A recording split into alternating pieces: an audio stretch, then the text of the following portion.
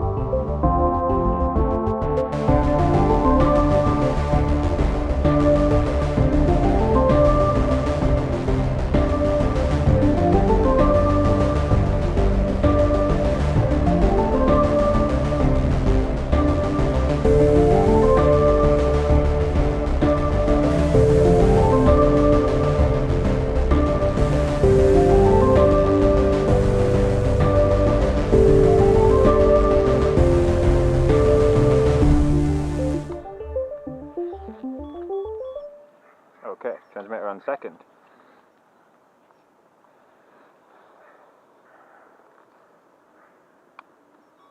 I think I've just told it that's level. Okay, sticks down and out.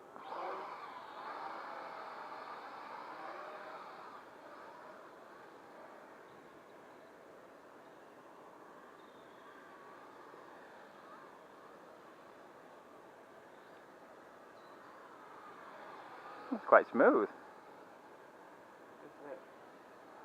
But yeah, it thinks my level's wrong because I just told it level was wrong. So you're correcting it to hold it there? That's No, it's moving on its own now. It's just because... So I've got a slight amount of forward trim on there at the moment.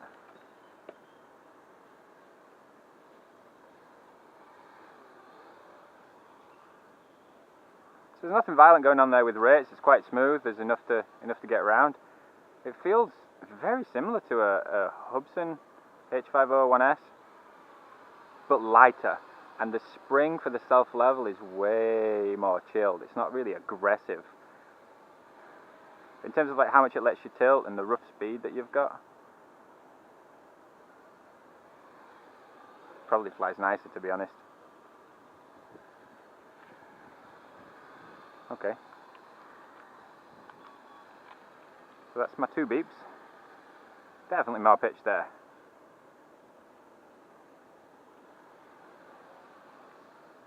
A little bit wallowy. Ooh. I don't think yaw was any faster in the second mode, to be honest. Okay, a little bit faster yaw in the third mode. For FPV it's plenty. Line of sight's a little bit on the chill side, especially considering that cyclic rate on third mode.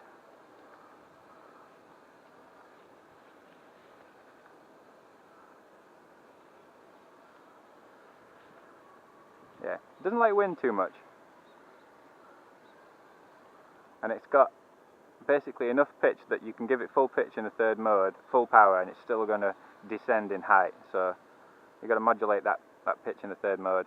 Now it feels like the self-level's stronger in the third mode as well. So the further you're off-center, the stronger it's going to pull you back.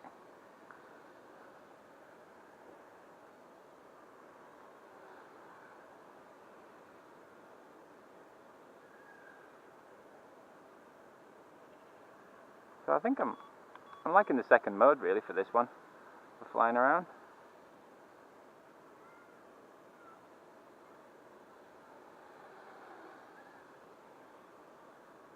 Yeah, it's got nice height control.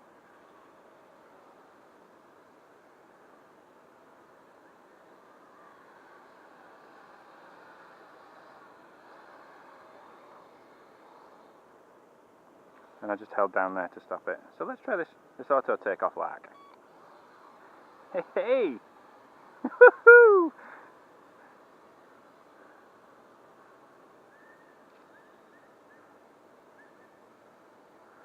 Okay, so auto land. Let's take it a bit higher first.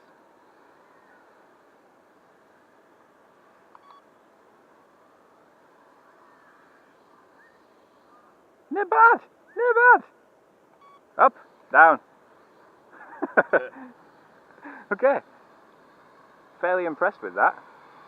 Now I haven't got a flat spot here, so I can't really calibrate the flat spot for a hover, so we'll just have a line of sight for the moment. And this one, I reckon it says it's got a wide lens on it, so if it really has got a wide lens, this is going to be perfectly FPV-able.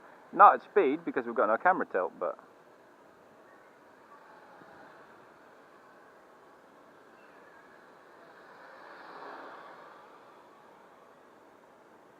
And fly through your legs. Oh.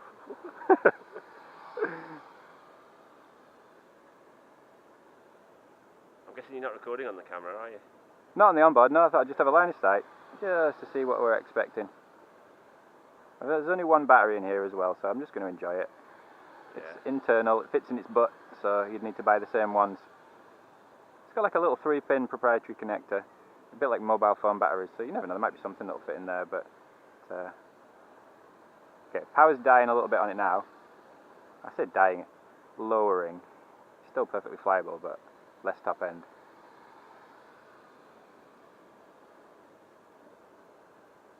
Yeah, I'm digging mode 2 better. It's a lot more fluid when you let off and on controls.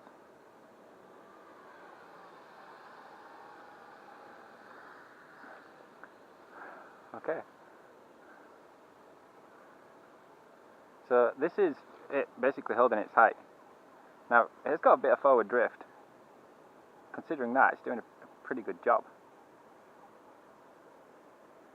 And certainly the height holding is quite decent. Just lower it down there.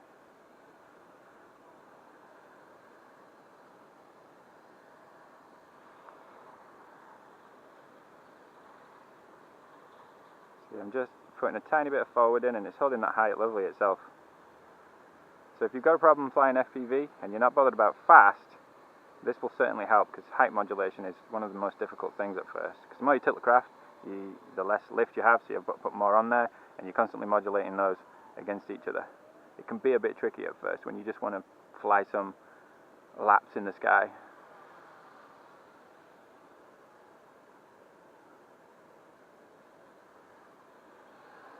Now, if I put sticks down to the bottom, will it drop out of the sky? No, not until it's actually hit the floor. So that's awesome. That's something that I really hate about budget auto quads. The fact that you can just disarm it in the sky, I think it's terrible. This one doesn't do that. So, let's see what this magic button does.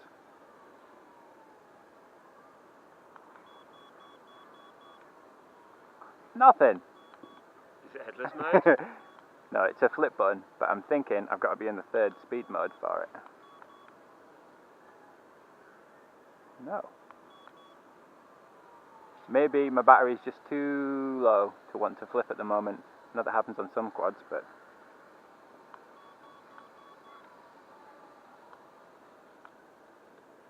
Now, it won't let me actually... It doesn't beep when I press the button and I... Oh yeah. Yeah, okay, the battery's low. Yeah. So that's why it won't let me flip. So that's another good thing as well, because, yeah, you got low power and you try and flip a copter, it's going to just crash, so... So first impressions for this were pretty good, to be honest. It only weighs about, I know, I'm guessing 100 grams, 80 grams with the actual battery in there, so it's really not a lot of power. And that's coming down on its own now.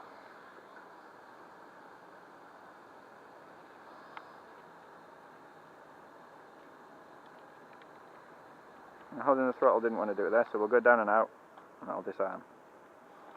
Not too bad, not too bad.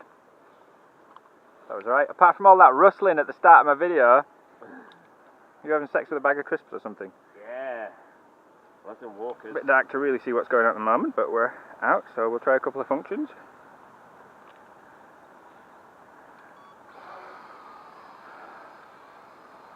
That's my wonky takeoff.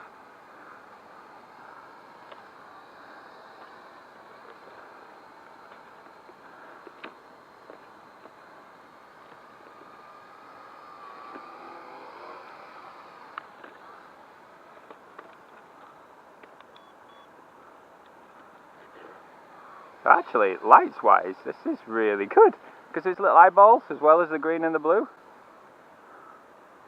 That's really not bad at all.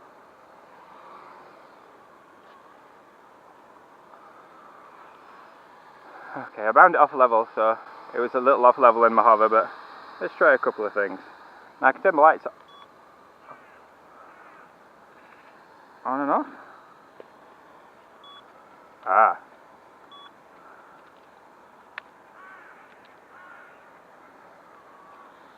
Now I never tried the auto flip before because I was running out of battery.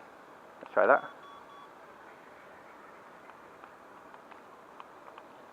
Doesn't seem to work.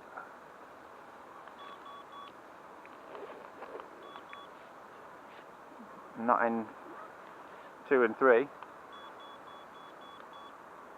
Not if I hold it down. So I'm not sure what's going on with the flip there, but to be honest, I don't really care too much.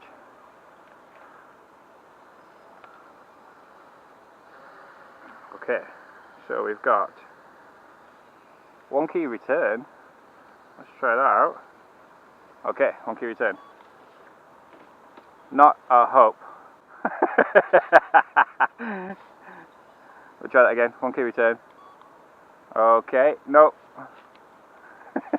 That's a surprise that one key return doesn't work without a GPS. Headless mode. Okay, so if we turn that around and press forwards, it's going to go away still. Yeah, not great. It's just doing the reverse of the controls if I'm turned 180. So headless mode's really not that good.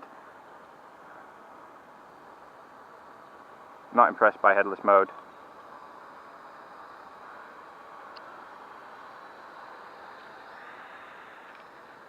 Now,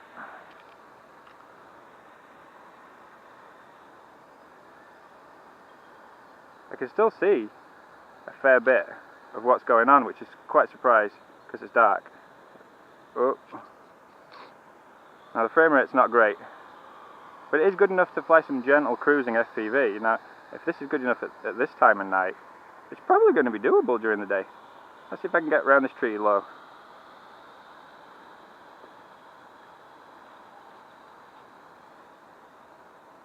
Ooh. Okay, so not the sweetest little flight there. But considering the conditions, I mean, there's no camera tilt on this, so you're never really going to get anything fast and low. But gentle gliding around, this is one of the nicer Wi-Fi FPV experiences I've had. It's almost pitch black out here. Let's just go around that tree one more time.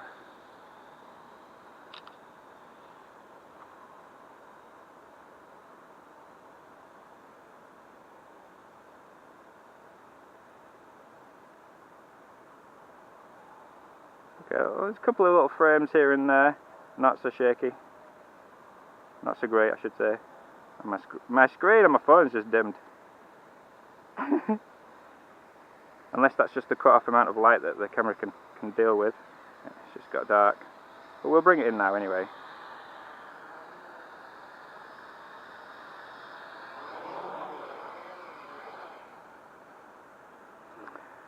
So I think that one's actually going to be doable for some FPV. Headless mode, not impressed. One key return, useless.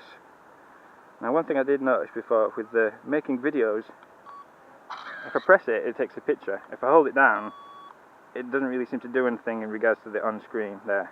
But the actual on-screen, I can get to start and stop. So let's try making video. And we got a picture. So is it actually recording now? Let's walk in front of it.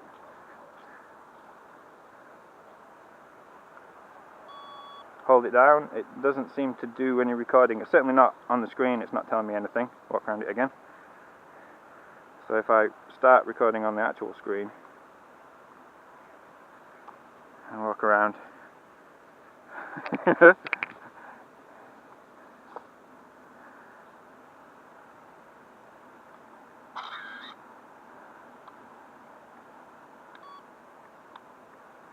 I'm not sure about is emergency stop. Let's have a quick fly of that.